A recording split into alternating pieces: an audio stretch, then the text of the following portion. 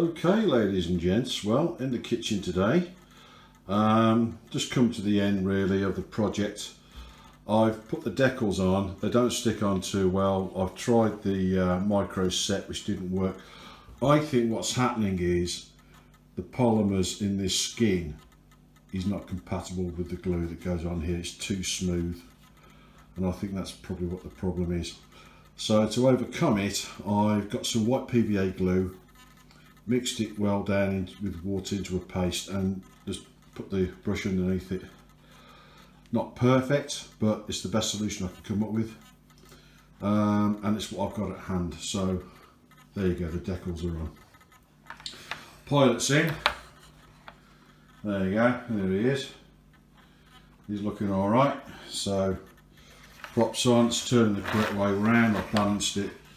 And so we are getting to the point where we need to check the travel adjust and set the rates. So I'm using my weapon of choice here is the Spectrum DX6i. I like this, it's just so easy to use. So what we must do is, now for example, I have the Expo on, so if I do the rudder, you get 6mm travel. If I turn the rudder Expo off, which, let me just check it, yeah, it's that one, there you go. There's a lot of difference. See how much travel you get? Yeah, turn it on, greatly reduced. And I've taken that down to 30%. Now, if you're using a DX6i, I can't talk about other radios because I don't know, but if you go into DX Expo, you click on, let's say in this case the rudder, click it, rotate this, it will change there, and then just click it to set it. However, what you've got to remember is, as is with the rudder, click it to 1, then change the rates, so that when you click it back to 0, it goes back to full rates. And this is basically to make the aircraft more controllable. So in other words, if you are turning right or left and you're in a bit of a bother and you swing it all the way over, it isn't going to make the aircraft spin out because you're putting too much control on it. You're making it do something quite violent. So, where's my ruler gone? Well, anyway, what I do is I get a ruler, I place it in the middle there, and I keep doing that and keep adjusting the rates until they come within 6mm that way and 6mm that way, as per the instructions. I've done exactly the same with the ailerons. They've got 6mm travel. The elevators, they have 6mm travel. It's more desirable to have down than up, to be honest. So that's 6mm travel there, and that's what I have in my settings. So ailerons at 70%, elevator 45%, rudder at 30%. You don't need to touch the throttle because you want it wide open sometimes, and sometimes you don't. And of course, that is controlled by this one here, because I fly mode 2. Mode 2 means the throttle's this side and the rudder, and I fly mode 2 with the ailerons like this and the elevator like this, because that's just like a joystick in a real airplane. Mode 1 is different. I can't remember which way around I do it in mode 1, but that makes more sense to me, so I fly mode 2, and that's what I use, Spectrum DX6i. To do a range check, you'll see this button here saying trainer.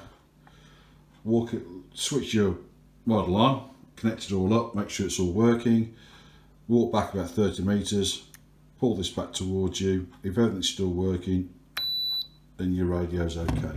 And of course, here's the gun that goes on there.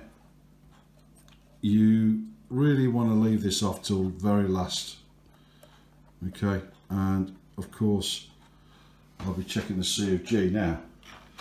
What I've done with the C of G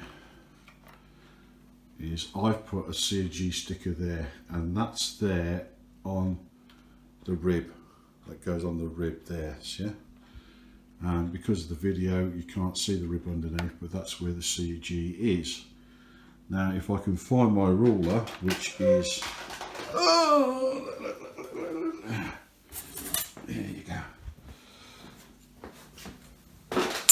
I shall measure that, and let's have a look. From the